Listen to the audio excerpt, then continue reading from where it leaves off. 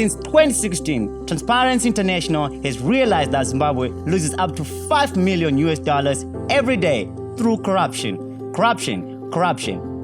This is the broadcast. One of the most affected sectors is the public sector through corruption. It is the police coming in first, and it is the political parties coming second. Now, these areas are heavily criticized for the corrupt activities that they do on a daily basis. Now, Transparency International ranked Zimbabwe 160 out of the total 180 countries of the most corrupt countries in the whole world.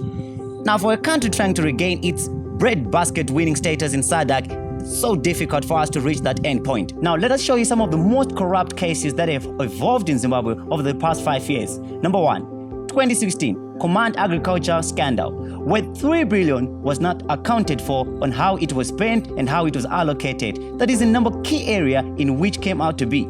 Number 2, the Samuel Undenge's scandal, by which ZESA gave a tender to an unfit client, by that time Oscar Pambuka.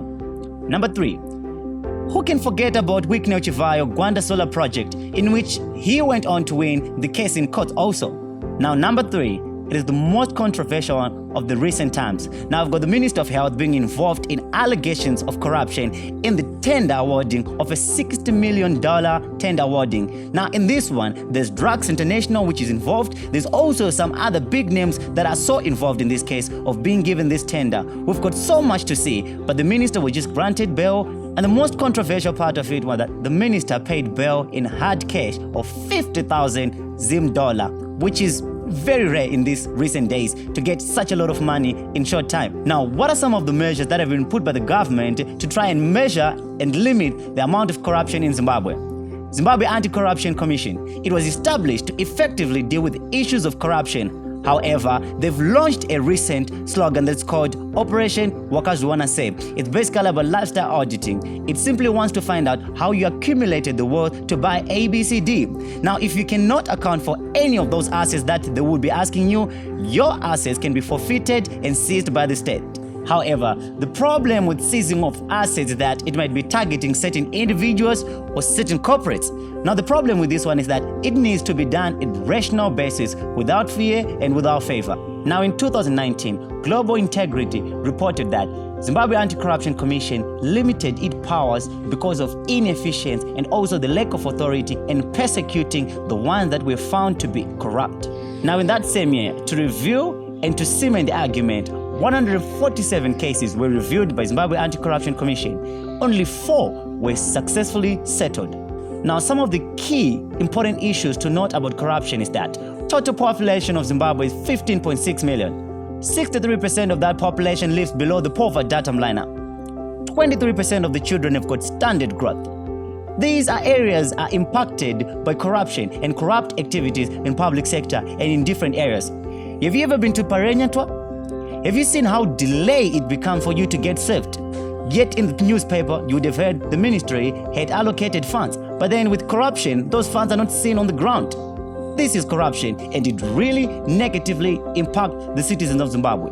Some of the recommendations that we have found for areas to be put in place to deal with corruption effectively in Zimbabwe. Number 1, acquisition. Now, in line with the law of Zimbabwe Anti-Corruption Commission of Operation Wakazwana Say, it is very good and it is very clear that anybody that acquires assets and anything in a corrupt way should have them seized and forfeited to the state. Rather have them given to people that are underprivileged. Number 2, we're not in the 19th century.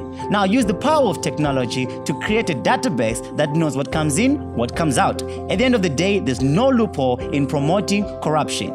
Number 3, cut the red tape. Now, if you want to deal effectively with corruption, you should be able to free up the area and the people that can help in commanding and combating it. At the end of the day, you've got the informal sector and the formal sector combating and joining hands together to fight corruption, but without giving one area all the power to deal with it. Number 4, involve the people. Now, engage the people, give them effective tools and power for them to raise concerns and for them to believe in institutions that are established to control and to combat corruption. Now, anonymous tips, anonymous calls, they should effectively be dealt with regardless of who allocated the question of who is being corrupt. Now the last one, get the incentives right. Now align the anti-corruption measures with the market forces, the social forces, and the behavioral forces so that you can effectively deal with what's prevailing in a society. Now the most important thing to note about corruption is that it kills the future of the youth. It also kills the future of the current people as it leaves nothing for them to eat, nothing for them to hope for.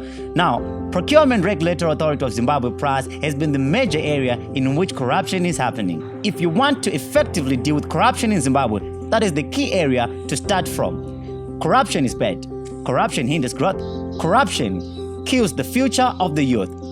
This is the broadcast, and I'm your host, Wilbert Muzaruwetu. Now for your views and comments, would like you to hit the subscribe button and follow us on our Facebook page, Wilbert Muzaruwetu.